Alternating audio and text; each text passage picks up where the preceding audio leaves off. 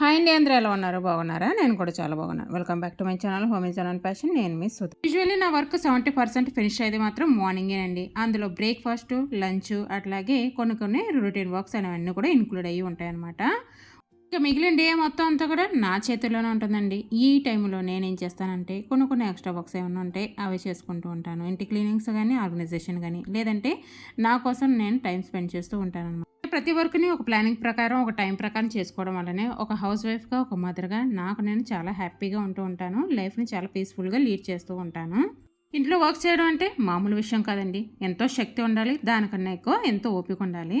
దానికోసం కొన్ని హ్యాబిట్స్ని మన డైలీ లైఫ్లో ఇంప్లిమెంట్ చేసుకున్నట్లయితే ఇంటిని మేనేజ్ చేయడం పెద్ద ప్రాబ్లమే కాదండి. పాజిటివ్గా ఆలోచిస్తే అంతా మంచి జరుగుతుంది, థాట్స్ కూడా మంచిగా వస్తాయి. ఒక విషయం చెప్పాలండి, మన ఇంటిని ఎప్పుడు నీట్గా, ఆర్గనైజ్డ్గా మెయింటైన్ చేయాలి అనేది ఒక ఆన్ గోయింగ్ ప్రాసెస్ అనమాట. ఇది మాత్రం గుర్తుపెట్టుకోవాలి. ఇంకెక్కడైతే ఒక పార్సల్ వచ్చిందండి, మీకు ఒకసారి ప్రీవియస్ బ్లాగ్లో కూడా చెప్పారనమాట. పార్సల్ గురించి తర్వాత చూపించేస్తానని చెప్పేసి ఇదేనమాట పార్సల్ అయితే నెక్స్ట్ రష్యా నుంచి చిన్న చాపింగ్ బోర్డ్ లాంటిది తెప్పించాను అనమాట. ఎందుకంటే ఏదన్నా మన ఇంట్లో ఒక ఉల్లిపాయ కట్ చేసుకోవడానికో, కొత్తిమీర, పచ్చిమిర్చి ఇవన్నీ కట్ చేసుకుంటాం కదా. సో ఒక్కొక్క క్వాంటిటీకి అయితే ఇదైతే సరిపోతుంది అనమాట. చాలా క్యూట్గా స్మాల్గా ఉందనమాట. చూసారు కదా, నారచేయంత కూడా లేదనమాట.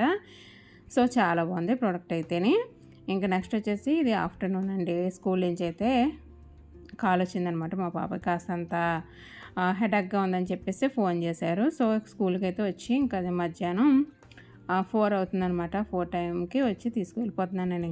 ఇంకా తనకు బాగా హెడేక్గా ఉందని చెప్పేసి అన్నదనమాట. వచ్చి కనుక్కున్న తర్వాత నేను ఇంకా సరే అయితే 10ంటికి వెళ్ళిపోదామని ఇంటికి అయితే తీసుకువెళ్ళిపోతుంది. ఇదేనమాట మా పాప స్కూల్ అండ్ కాలేజీ రెండు కూడా ఉంటాయన్నమాట. సో తనైతే స్కూలు ఇంకా ఇంటికి అయితే వెళ్ళిపోయిన తర్వాత ఇంకా దారిలో తను వచ్చేసి ఇంకా నూడిల్స్ అడిగిందనమాట. నేనే తీసుకొచ్చేసాను అండి ఇంకా బండి మీద అయితేను. సో వచ్చేటప్పుడు ఇంకా నూడిల్స్ అయితే తీసుకున్నాను అనమాట. ఇంకా తనైతే ఇంటికి వెళ్ళిన తర్వాత తింటానన్నదనమాట. అందు గురించి ఇంకా ఇక్కడ బాక్స్లో పార్సల్ అయితే చేంజ్ చేసుకుని ఇంకా ఇంటికైతే తీసుకువెళ్ళిపోయాం. ఇంకా ముందు రోజు అయితే డిమార్ట్ నుంచి గ్రోసరీ తెప్పించేస్తానండి. ఇంకా గ్రోసరీలో ఏమేమి ఉన్నాయి ఈరోజు మొత్తం అంతా కూడా నేను ఏ విధంగా ఆర్గనైజేషన్ చేసుకున్నాను ఇదంతా కూడా చూపించేస్తాను, చూసేయండి. ఎవ్రీ మంత్ గ్రోసరీస్ కోసం సూపర్ మార్కెట్స్కి అయితే వెళ్తూ ఉంటాం కదండి. ఇంకా అక్కడికి వెళ్తే చాలామంది నెలకు సరిపడా వస్తువులు కొనాలని అవసరానికి మించి కొంటుంటారు కదా. సో ఇలా శాలరీ మనీ ఎక్కువగా ఖర్చు అంతా కూడా కిరాణా మీద ఖర్చు పెట్టి లేనిపోని ప్రాబ్లమ్స్ కూడా తెచ్చుకుంటూ ఉంటామండి. ఇంకా ఇప్పుడు ప్రజెంట్ రేట్స్ ఎలా పడుతున్నాయో అందరికీ తెలిసిందే కదండి. ఈ ధరలు మనకి ఎక్కువగా మధ్యతరగతి వాళ్ళ మీద దెబ్బ అనమాట. ఇంకా ధరలు పెరిగినాయి కదా అని తినడం కానీ తగ్గించడం కానీ ఏమీ చేయలేం కదా. సో ధర ఎక్కువైనా సరే గ్రోసరీ కొనాల్సిందే. అటు వెజ్జీస్ కానీ ఇటు గ్రోసరీస్ కానీ మన ఆదాయానికి మించి ఎక్కువగా ఖర్చు ఉంటున్నాయి కదండి. మన ఇంకా సౌత్ ఇండియా ఫ్యామిలీస్లో అయితే ఇంకా పల్సెస్కి అట్లాగే స్పైసెస్కి ఉన్న ఇంపార్టెంట్ ఇంకా చెప్పనక్కర్లేదు కదా. ప్రతిరోజు వంటల్లో మనం ఈ స్పైసెస్ కానీ పల్సెస్ కానీ లేని కుకింగ్ అయితే చేయలేము అనమాట. కాబట్టి మనం గ్రోసరీస్కి కొనడానికి వెళ్ళే ముందు మన ఇంట్లో ఏమున్నాయి, మనకి ఏం అవసరం అని ఒక లిస్ట్ రాసుకొని పెడితే కనుక ఖర్చు అనేది తగ్గించుకోవచ్చండి. అలా కాకుండా అక్కడికి వెళ్ళిన తర్వాత కొన్న వాటిని మళ్ళీ కొనాల్సి వస్తే ఖర్చు కూడా పెరుగుతూ ఉంటుంది. కాబట్టి ముందే అన్నీ తెలుసుకొని లిస్ట్ ప్రిపేర్ చేసుకుని మన ఖర్చుని తగ్గించవచ్చు అనమాట. ఇంకా ఏంటంటే ముందు మనకు అవసరమైనవి డైలీ నీడ్స్ పర్చేస్ చేయడం చాలా అవసరం అనమాట. అవసర వస్తువుల దగ్గరికి ముందు వెళ్ళాం అనుకోండి, దాని ద్వారా మనీ సేవ్ అనేది చాలా అవుతూ ఉంటుంది మనకు. ఇలా ఇంకా నేను ఈవినింగ్ ఇవన్నీ కూడా గ్రాసరీ సర్దు కూడా మొదలుపెట్టానండి. మా పాప ఇంట్లోనే ఉందన్నమాట. తను ఒక పక్క నుంచి నూడిల్స్ తింటూ ఉంది, ఇంకో పక్క నుంచి చక్కగా నేను స్టవ్ మీద టీ పెట్టేసుకుని ఇంకా ఇక్కడ గ్రాసరీ అంతా కూడా బాక్సులు సర్దుకుంటూ వస్తున్నాను అనమాట. ఇక్కడ నేను అన్నీ కూడా పప్పులు ఉప్పులన్నీ కూడా ఫిల్ చేసేస్తున్నానండి. ఫస్ట్ అయితే చిన్న బాక్సులు అన్నీ కూడా ఫిల్ చేయాల్సి వస్తుంది అనమాట. ఇందులో చిన్న బాక్సులు అన్నీ కూడా నా డైలీ నీడ్స్ అనమాట. నేను నాకు హ్యాండీగా ఉండేలాగా అన్నీ కూడా రోజువారీ నేను వాడుకునేవన్నీ కూడా ఇందులోనే వేసి ఉంచుతాను అనమాట. మిగిలిన ఎక్సెస్ గ్రోసరీ ఉంటుంది కదా, అదంతా కూడా పైన షెల్ఫ్లో పెద్ద బాక్సులు ఉంటాయండి, అందులో ఆ డబ్బాల్లో వేసేస్తూ ఉంటానన్నమాట. మనకు డబ్బాలో కొంచెం గ్రోసరీ అనేది మిగిలిపోయి ఉంటుంది కదండి. మనం మళ్ళీ కొత్తగా గ్రోసరీ అయితే తెచ్చుకుంటూ ఉంటాం కదా ఐటమ్స్. మళ్ళీ తెచ్చిన వాటిని ఇలా పాత వాటిల్లో మాత్రం అస్సలు కలపను అనమాట. మిగిలిన ఉన్న గ్రోసరీని అలాగే ఉంచేసి వాటిని కన్స్యూమ్ చేసి అప్పుడు ఫ్రెష్గా ఉన్న వాటిని మళ్ళీ డబ్బాలో వేసుకుని వాడుకుంటూ ఉంటాను అనమాట.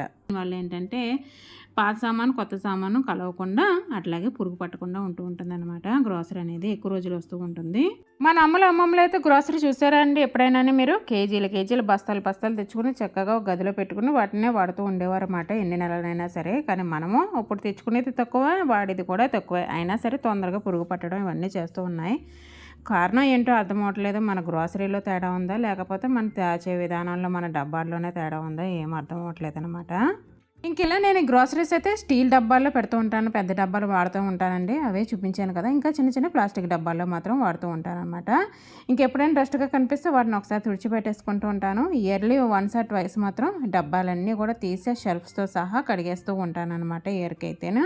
బాగా డర్టీగా అయిపోయినాయి బాక్సెస్ అయితే మాత్రం అప్పుడప్పుడు మాత్రం వాష్ చేస్తూ ఉంటాననమాట. ఇంకా పనిలో పనిగా డైనింగ్ టేబుల్ మీద ఇంకా కౌంటర్ టాప్ అయిన వస్తువులన్నీ కూడా కొన్ని కొన్ని వాడేసి అట్లా పెట్టేస్తూ ఉంటాం కదండీ! వాటిని అన్నిటిని కూడా వాటి ప్లేస్‌లో పెట్టేస్తున్నాననమాట. ఇక్కడ మీకు ఇవన్నీ కనిపిస్తున్నాయి కదా! స్పూన్స్ ఇవన్నీ కూడా నేను అప్పుడప్పుడు వాడుతూ ఉంటానండి. డైలీ యూసేజ్ మీద ఉండవనమాట. కాబట్టి తీసిన వాటిని ఇట్లా మళ్ళీ పెట్టేస్తూ ఉన్నాననమాట. అట్లాగే క్రాకరీ యూనిట్‌లో కూడా గ్లాస్ బౌల్స్ ఉంటే వాటిని కూడా పెట్టేసి వచ్చాననమాట.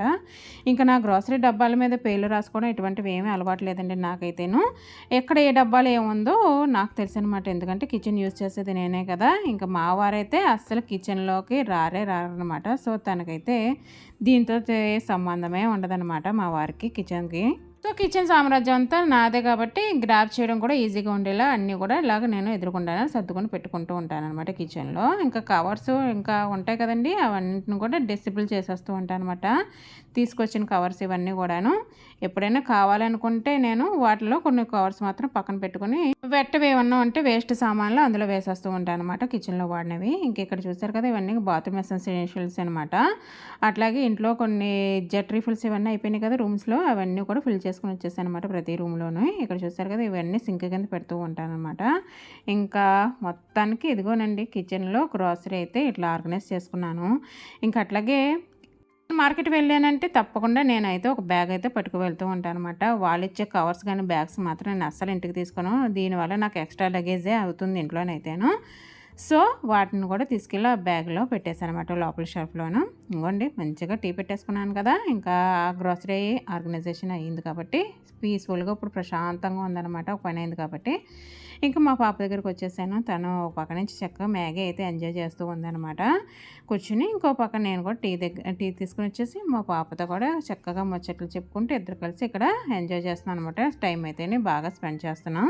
పిల్లల రెస్పాన్సిబిలిటీ తల్లిదండ్రులతో తల్లిదే ఎక్కువ బాధ్యత ఉంటుంది కదండి. తండ్రిది ఉంటుందనుకోండి కానీ వాళ్ళకంటూ డ్యూటీస్ ఫ్యామిలీ ఇవన్నీ చూసుకోవాలి కాబట్టి వాళ్ళకి కాసంత టైం అనేది పిల్లలతో స్పెండ్ చేయడం తగ్గుతూ ఉంటుంది కాబట్టి పిల్లలతో ఇంటరాక్షన్ తల్లికే ఎక్కువగా అనేది ఉంటూ ఉంటుంది కదండి.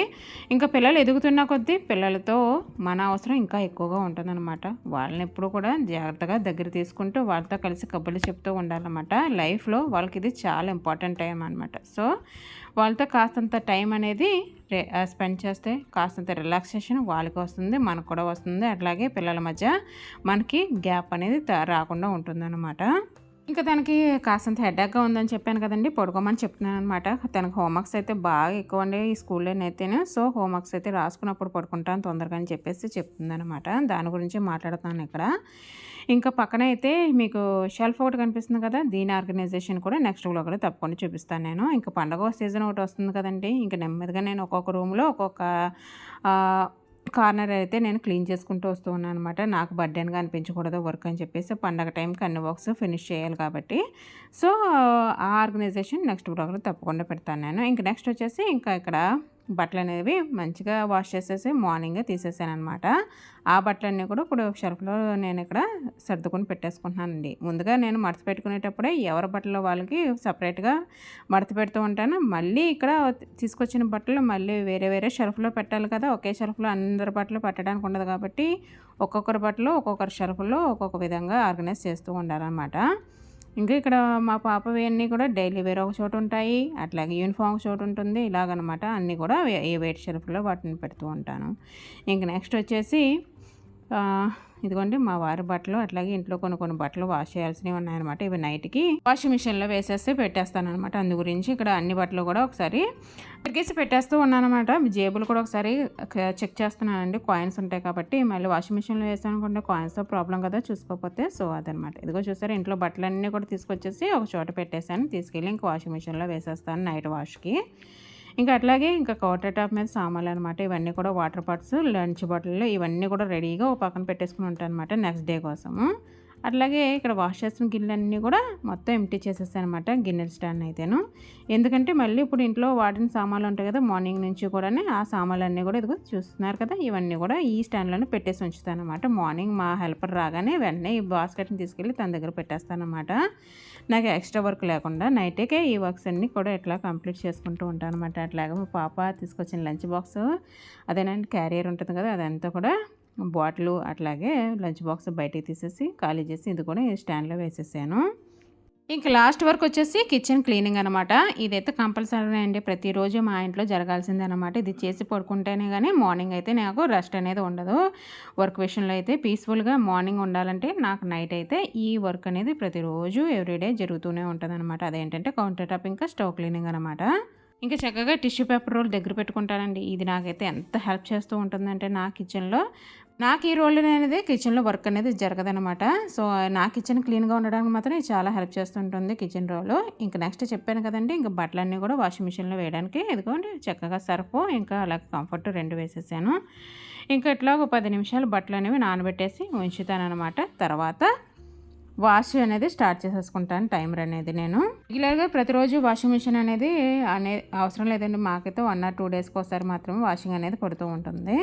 ఇంకా బయటకైతే వెళ్ళొచ్చేసాను కదా నేను, సో బండి మీద లోపల పెట్టేశాను. ఇంకా దాని మీద కవర్ కూడా తప్పకుండా వేసేస్తూ ఉంటాను అనమాట ఎప్పటికప్పుడు కూడా. డస్ట్ అనేది మాకు బాగా ఎక్కువ అనమాట సరౌండింగ్స్లో. సో బండి అనేది పాడవుతూ ఉంటుంది కదా, అందు గురించి అనమాట ఈ కవర్ అనేది రాగానే ఎప్పటికప్పుడు వేసేస్తూ ఉంటాను అనమాట. ఇంకా అది వేసుకుని వచ్చేసిన తర్వాత ఇంకా సింక్ క్లీనింగ్ అనేది ఒకటి ఉండిపోయిందండి. ఇంకా ఇంట్లో ముఖ్యమైన మన కిచెన్లో పార్ట్ ఏంటంటే సింక్ అనమాట. సింక్ ఎప్పుడు కూడా క్లీన్గా హైజీన్గా ఉండాలి. సో అందు గురించి అనమాట నేను ఎప్పుడనేది క్లీన్గా లేదు అనిపిస్తుందో నాకు సింక్ వెంటనే ఇట్లాగా వాష్ చేసేసుకొని పెట్టేసుకుంటూ ఉంటానండి. ఎంతసేపు ఒక 5 to 10 minutesలో పని అనేది అయిపోతుంది కదా. సో చూసారు కదా ఎంత నీట్ అండ్ క్లీన్ కిచెన్ కనిపిస్తూ ఉంటే చాలా ప్రశాంతంగా ఉంటుంది కదా లైఫ్ అనేది. ఇంకా ఈ మంత్ నుంచి కొన్ని ఎక్స్ట్రా పనులు అనేవి మన ఇంట్లో జరుగుతూ ఉంటాయి కదండి. ఎందుకంటే పండగ టైం దగ్గర పడిపోయింది కదండి. ఇంకా అందరూ కూడా ఇప్పుడు క్రిస్మస్ అని అట్లాగే నెక్స్ట్ సంక్రాంతి అని కానీ అందరూ చక్కగా ఇంటిని అయితే క్లీన్ చేసుకోవడం స్టార్ట్ చేసి ఉంటారు కదా. సో నేను కూడా ఒక 5 to 10 డేస్లో క్లీనింగ్ అనేది స్టార్ట్ చేసేస్తాను ఇంటికి. సో ఆ వ్లాగ్స్ కూడా మీకు నెక్స్ట్ పెడుతూ ఉంటాను, తప్పకుండా చూసేయండి. ఇంకా లాస్ట్గా ఇంకొన్ని పెరుగు అనేది తోడుపెట్టేస్తున్నాను అనమాట. ఇంకా పక్కన ఒకసారి ఇంకెంత పని చేసుకున్న తర్వాత ఒక కప్పు టీ తాగితే ఇంకా చాలా బాగుంటుంది కదా, అందు గురించి అనమాట. ఇంకా ఒక పక్క టీ కూడా పెట్టేసుకున్నాను లాస్ట్గా. ఇంకా పెరుగు కూడా తోడుపెట్టేస్తున్నాను అనమాట. చాలా హాయిగా అనిపించింది అనమాట. ఈరోజు పనులన్నీ కూడా చాలా కూల్గా చాలా ఇష్టంగా చేసుకున్న పనులేనండి అన్నీ కూడాను. సో నా ఆర్గనైజేషన్ ఈరోజు ఎలా అనిపించింది, మీ అందరికీ నచ్చిందా లేదా కామెంట్ సెక్షన్లో చెప్పండి. మళ్ళీ మంచిగా కలుస్తాను. బాయ్.